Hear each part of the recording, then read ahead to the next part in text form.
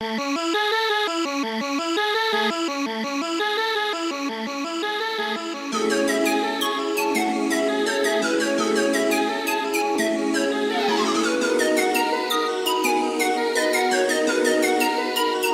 worldwide, bitch.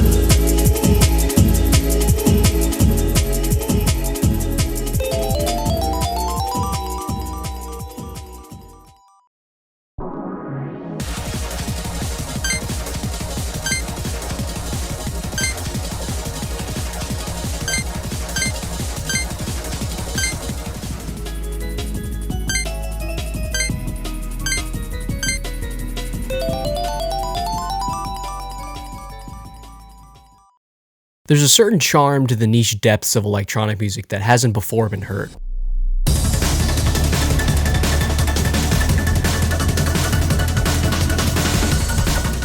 I think this is attributed to the internet's growing library of artists trying to make a name for themselves in underground communities.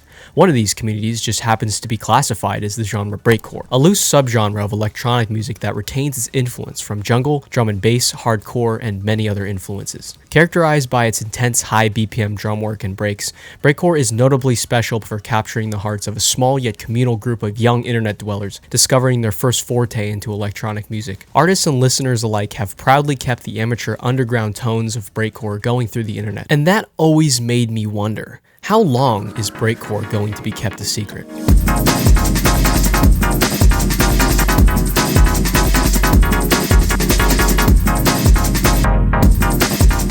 But in terms of mainstream appeal, I think Breakcore is never going to make it to a broader audience, for the sole reason being that Breakcore sounds strange to the average listener. Your run-of-the-mill Breakcore artist isn't going to be hitting the top 100 Billboard anytime soon. And no, Cure for ADHD 30 minutes of Breakcore uploaded by Jiggle Squirt 800 isn't going to be on the radio anytime soon. So why is this genre so mesmerizing to some and so ear-grating to others?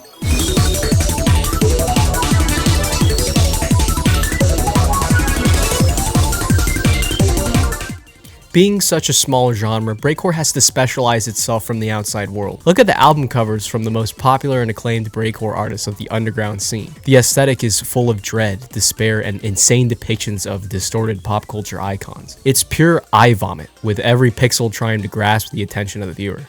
But I and many other people find comfort in these covers, eternal sense of dread and awe. They clash against the corporate identity that music has created itself to advertise, and with their crudely drawn pictures and crass naming, I think there's an intrinsic charm to the spiteful edginess of these works, relative to the normal exterior of surface level culture, and the music is very reflective of this. I'm slitting my throat.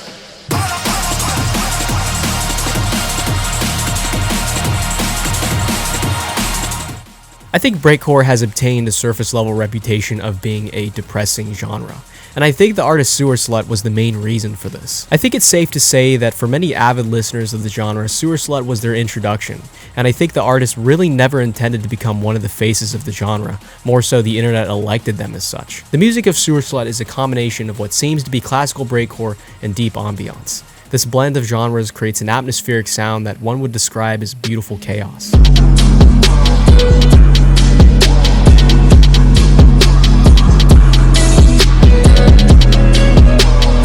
But I remark on this artist because of their retirement is a somber one. The last album is with regards to a recent loved one passing, and the pure raw emotion Sewerslvt creates without saying a single word is mesmerizing to say the least. This makes the genre capable of higher artistic interpretation. It's a vessel for someone to convey their emotions and thoughts, and I believe that creates the case for Breakcore's artistic value. And just hearing the multiple artists that the genre has created, you can tell that they wanted to make something special. But the latent aesthetic that Breakcore is perceived to have as this depressing genre is nothing more than a surface level mirage. In fact, I think there are tons of Breakcore artists who make the genre way more eye-opening.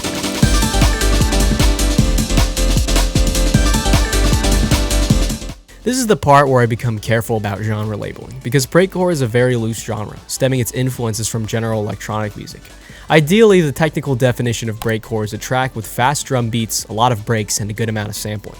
This distances itself from similar subgenres such as drum and bass or jungle, just because of its higher focus on previously mentioned aspects. The most famous and basic drum sample breakcore is renowned for is the Amen break. This happens to be the DNA for every basic breakcore song. More impressive technical works have their own beats, probably inspired by the one aforementioned. And this one break has become the loose standard for what classifies a breakcore song. That is, if you want to go out of your way to classify it. All I know is that when you hear a breakcore song, you know it is one.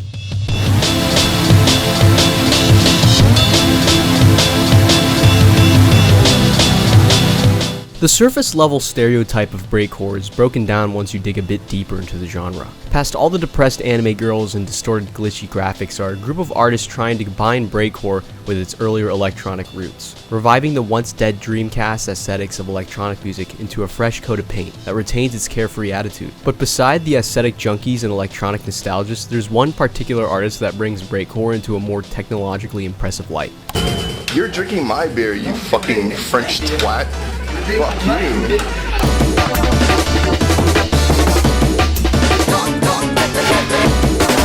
The ultimate breakcore artist, in my honest opinion, has to be none other than Venetian Snares, and this album, Detrimentalist, is a great example of when breakcore pushes its artistic liberties to the limits of sound. Funky samples, high BPM, and of course an absurd amount of breaks, Venetian Snares manages to accomplish a stimulating sound without becoming overbearing. The creative mind to create such technical compositions never ceases to amaze me, and that's what makes the genre so great, because of the increasing diversity among the loose technicalities. It's weird, it's a genre, once again based on the internet, and it's a reaction to the world outside of it, a place for the different to gather and to get away from the norm. For electronic heads who have been in the scene for a while, give breakcore a try. It's way more than it calls for on the surface. And for people looking to get into a new genre, this might be crazy enough for you to like.